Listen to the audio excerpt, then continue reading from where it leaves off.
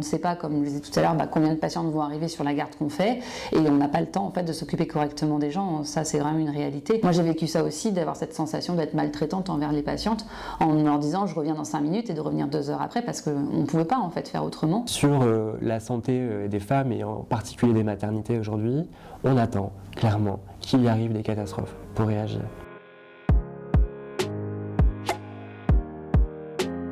Je suis Marie-Lise Launay, je suis sage-femme libérale, j'ai 40 ans, je suis maman de 3 enfants, je suis installée en libéral depuis 2009. C'est Adrien Gantois, je suis sage-femme en Seine-Saint-Denis dans une maison de santé et à la fois président du Collège des sages-femmes de France. La sage-femme, son étymologie, c'est le savoir de la femme.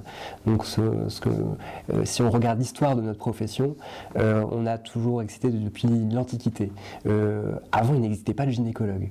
Et du moins, ça a toujours été des femmes qui s'occupaient des femmes. Sur le plan de la grossesse, la sage-femme, elle va vraiment être la première interlocutrice pour venir aider la patiente à avoir le diagnostic de la grossesse en lui prescrivant effectivement des premiers examens sanguins. Nous, on va les voir effectivement mensuellement, on va leur proposer aussi la préparation à l'accouchement, notamment l'entretien prénatal individuel, voir avec elles si elles ont un projet de naissance, les accompagner dans leurs souhaits, d'allaitement, etc. Les sages-femmes vont pouvoir aussi en libéral du coup voir leurs patientes quasiment immédiatement après la naissance en allant à domicile, comme on l'a fait ce matin avec Pauline, pour venir peser le bébé, accompagner l'allaitement, le biberon, faire les premiers soins aussi pour la femme. Parce qu'on a envie de profiter aussi de choses en fait. Ah ouais, j'ai trouvé super dur parce que je suis pas restée longtemps.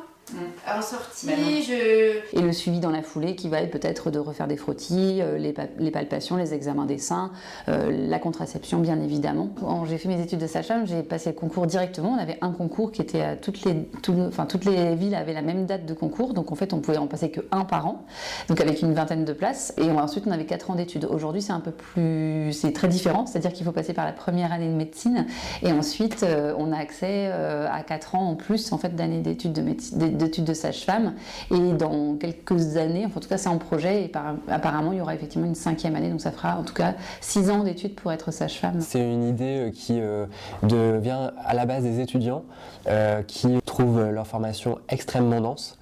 Alors si on compare notre formation aux dentistes par exemple, qui sont aussi une profession médicale avec des responsabilités, ils ont 6 années d'études avec la possibilité d'échelonner, de spécialiser en fonction de leur volonté, de leur parcours professionnel qu'ils envisagent. Dans notre formation initiale, on a une place très importante aux sciences humaines et sociales, à la sociologie, à comprendre que le corps n'est pas que un phénomène biologique, mais qu'il est en lien aussi avec son origine sociale et son mode de vie. Et que tout ça s'imbrique et qu'il est important de prendre en compte, du moins dans le suivi. Il y a des moments où je suis obligée aussi que la priorité ce soit mes enfants et je pense que c'est tout à fait normal. Mais il y a des fois où effectivement je ne peux pas donner d'autres rendez-vous à des patientes et je suis assez embêtée. Une patiente qui a mal, à qui vous dites je peux pas. Je peux pas parce que l'école elle ferme et qu'il faut que je sois à la sortie de l'école, c'est compliqué en fait. Donc on essaye toujours, donc régulièrement, moi, mes collègues et je pense plein de sages-femmes libérales vous diront ça, on fait parfois malheureusement sauter notre pause déjeuner, on va terminer plus tard, on rate des choses aussi parce qu'on n'a pas trop le choix, mais on peine aussi à trouver des sages-femmes pour nous remplacer, pour prendre notre relais. On a vu Pauline aujourd'hui qui est donc une patiente que j'ai rencontrée à la fin de sa première grossesse. Elle a une césarienne qui n'était pas effectivement ce qu'elle souhaitait dans un premier temps, mais voilà, son accouchement s'est passé comme cela et pour la suite, je l'ai revue, on a fait le suivi gynécologique, donc je l'ai revue de temps en temps et puis je l'ai resuivi là sur son projet de nouvelle grossesse et c'est vrai que on était toutes les deux, il n'y avait pas que nous, il y avait le papa, il y avait un peu toute la famille aussi, mais qui était très impatient de savoir aussi comment ça allait se dérouler, si la voix basse allait être possible après une première césarienne et effectivement c'est ce qui s'est passé, mais c'est sûr que j'étais assez attachée à savoir un peu les choses. Quand vous avez des contractions, il y a des choses qui vous parlent un peu là, ou est-ce que vous imaginez qu'en fait ce serait des choses que vous pourriez faire à deux pour gérer les contractions? Je l'avais montré parce qu'on avait déjà. Oui, ça je vous l'avais déjà peut-être donné la fiche en fait. Comme ça, c'est ça. Du coup, je vais montrer. De toute façon, on va faire tout à l'heure en action. Du coup, c'est pour ça que j'aime bien qu'on ait ce cours-là en couple en fait, pour qu'on puisse vraiment oser aussi se dire tiens j'essaye ça, je peux gêner par rapport aux autres, etc. Puis comme voilà, il y a quelques cours qu'on se côtoie maintenant. Émilie et son conjoint qui viennent effectivement pour leur dernier cours de préparation à l'accouchement qu'on va faire en individuel. J'aime bien que le dernier cours soit individuel pour qu'on ait vraiment le temps de reposer un peu les questions, de reposer les bases. Se dire que votre corps, quand il vous donne de la douleur quelque part, en tout cas dans ce cadre-là, c'est aussi pour vous prévenir et vous guider en fait sur les positions. C'est-à-dire que si vous avez mal là et que dans cette position-là, ça augmente votre douleur, c'est probablement pas ça qu'il faut faire.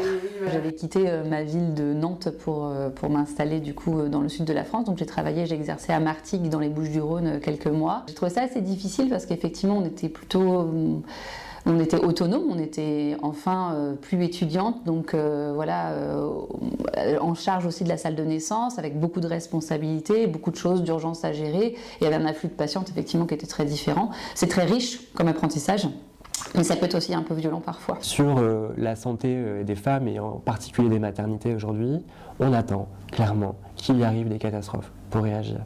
Ça fait des années qu'on sonne l'alarme, qu'on alerte les pouvoirs publics sur la nécessité d'investir massivement, de former davantage de sages-femmes, de remettre un coup de boost sur l'attractivité pour les sages-femmes à l'hôpital. Les conditions de travail, elles sont quand même assez difficiles. Moi, je pense qu'en libéral, aujourd'hui, dans le cadre dans lequel j'exerce, dans un cabinet de groupe où on est plusieurs sages-femmes, on a je ne dirais pas que c'est facile, mais parce qu'on travaille quand même beaucoup, mais on a une cohésion, on a quelque chose, on travaille quand même en groupe et c'est assez agréable et on travaille à notre rythme. Ce qui est compliqué surtout aujourd'hui, je crois que c'est pour les sages-femmes qui travaillent en milieu hospitalier ou en maternité privée parce qu'effectivement les effectifs sont en petit nombre, qu'on ne sait pas, comme je le disais tout à l'heure, combien de patientes vont arriver sur la garde qu'on fait et on n'a pas le temps en fait de s'occuper correctement des gens. Ça c'est vraiment une réalité. Aujourd'hui c'est calibré pour que les patientes elles accouchent avec une péridurale et qu'elles soient chacune dans une salle, mais c'est vrai que tous les afflux de patientes qui vont arriver d'un coup, on n'a pas forcément beaucoup de temps pour les voir.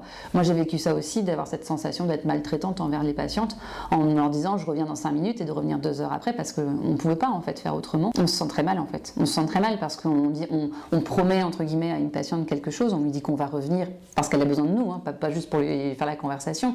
Et en fait on se rend compte qu'on a du retard dans certaines prises en charge, qu'on n'a peut-être pas mis les antibiotiques à la bonne heure parce qu'en fait on n'a pas pu parce qu'on était débordés. Et c'est vrai qu'aujourd'hui on a aussi pas mal de patientes qui ont envie de revenir à des choses plus physiologiques, qui ont envie d'avoir des naissances plus humanisées, moins médicalisées, sauf qu'aujourd'hui les centres hospitaliers, les maternités privées n'ont pas le calibre en fait pour pouvoir accompagner en fait les patients. L'organisation hospitalière en France est faite de manière à ce qu'on souhaite qu'il y ait du rendement, que la santé soit un secteur qui soit bénéficiaire.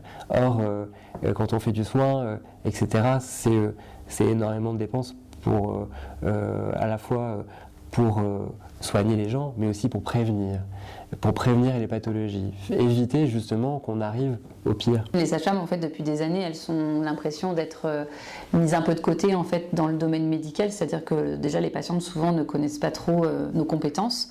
On a beaucoup malheureusement de campagnes faites par l'assurance maladie sur vous pouvez faire votre frottis, allez voir votre médecin traitant ou votre gynécologue, et il y a rarement le mot sage-femme associé. Par exemple, la vaccination au papillomavirus, vous pouvez le faire chez votre médecin.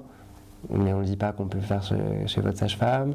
On ne dit pas que l'IVG, même si à l'heure actuelle ça a tendance à changer, mais c'est vrai qu'aujourd'hui, très peu savent que 30% des IVG médicamenteuses sont faits par des sages-femmes en France, alors même que cette pratique est accessible aux sages-femmes que depuis 2014. On a besoin aussi d'une reconnaissance salariale, parce qu'effectivement, en sortant de l'école, une sage-femme, elle est payée 1 600, 1 700 € pour bientôt 6 années d'études, ce qui est quand même pas beaucoup pour une profession avec autant de responsabilités, parce que derrière, on est aussi à même de pouvoir malheureusement être mise en cause dans des problèmes d'accouchement qui se déroulent mal, dans des suivis qui ne se sont pas bien passés. C'est lié relatif aussi évidemment au fait qu'on soit une profession féminine, et donc dans une société qui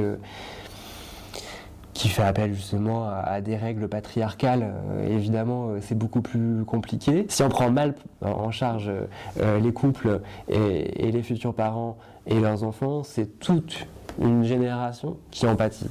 On voit bien à l'heure actuelle, toutes les données scientifiques disent que si on participe à accompagner les jeunes parents dès la phase préconceptionnelle, avant la grossesse, et qu'on participe justement au dépistage de la dépression du postpartum, qui est aussi un sujet, et ben on évite justement à ce qu'il y ait des troubles de l'attachement, des problèmes de développement psychomoteur chez l'enfant, etc., qui peuvent avoir des répercussions.